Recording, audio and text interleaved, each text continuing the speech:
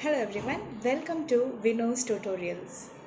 Till now we have seen parts of speech. From that we have seen noun, pronoun, adjective, verb. So today's topic is adverb. ये class मैं हिंदी और English दोनों में लूँगी ताकि जिन students को हिंदी समझ में आती हो उनके लिए ये फ़ायदेमंद रहे. So today's topic adverb. Adverb को हम अगर डिवाइड करते हैं it is ad plus verb. So it is something which is added to a verb. तो क्रिया विशेषण अव्यय कहते हैं एडवर्ब को.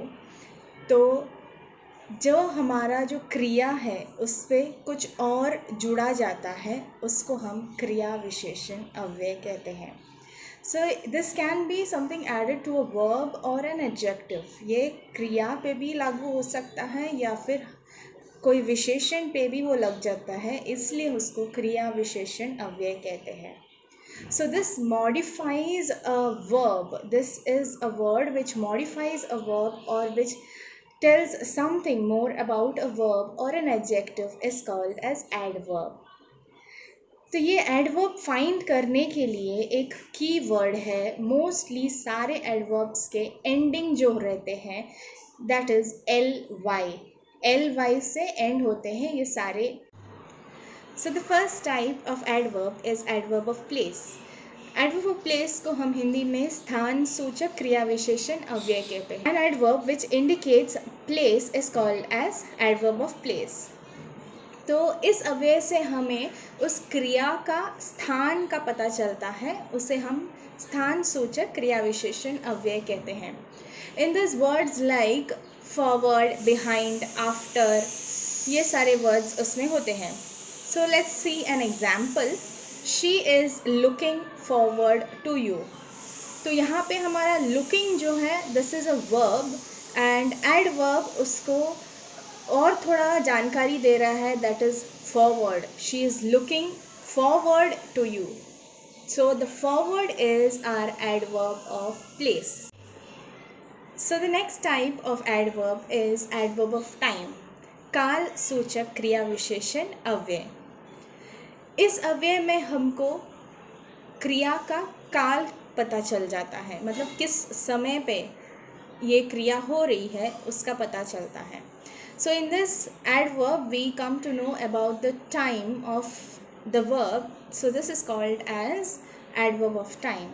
In these words like before, after, then, now, these words are used. Example, he will never help you. So in this sentence, never, kabhi nahi. So that is our adverb of time. So the next type of adverb is adverb of manner. रीति सूचक क्रिया विशेषण अव्यय. An adverb which tells us about the manner of the verb is called as adverb of manner. इस अव्यय में हमको क्रिया का रीति या फिर ढंग का पता चलता है, उसे हम रीति सूचक क्रिया विशेषण अव्यय कहते हैं. इसमें वर्ड्स होते हैं ओकेशनली, सेवरली, केयरफुली, केयरलेसली, ऐसे वर्ड्स यूज़ किया जाता है. Example, they did the work very carefully. तो इसमें जो केयरफुली वर्ड है वो हमारा एडवर्ब ऑफ मैनर है. Adverb of quantity. परिमाण सूचक क्रिया विशेषण अव्यय. An adverb which shows quantity of a verb or an adjective is called as adverb of quantity. इसमें क्रिया का परिमाण का बोध होता है, उसे हम परिमाण सूचक क्रिया विशेषण अव्यय कहते हैं.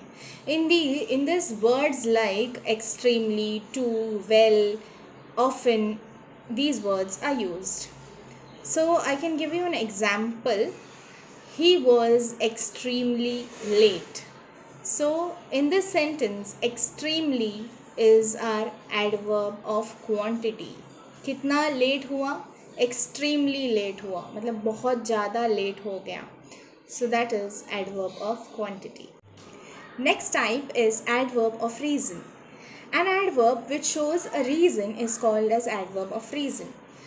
इस एडवर्ब में किसी कारण बताते हैं, किसी कारण का हमको पता चलता है, उससे हम एडवर्ब ऑफ रीजन कहते हैं. In this words like since, therefore, because, hence ऐसे words यूज़ किया जाता है. तो I'll give you an example. She therefore will be happy to see you. तो इसमें वो तुमसे मिलने के लिए खुश होगी, पर इसलिए खुश होगी ऐसा उसका कारण बताया है, उसका रीज़न बताया है. So that is why this is called as adverb of reason.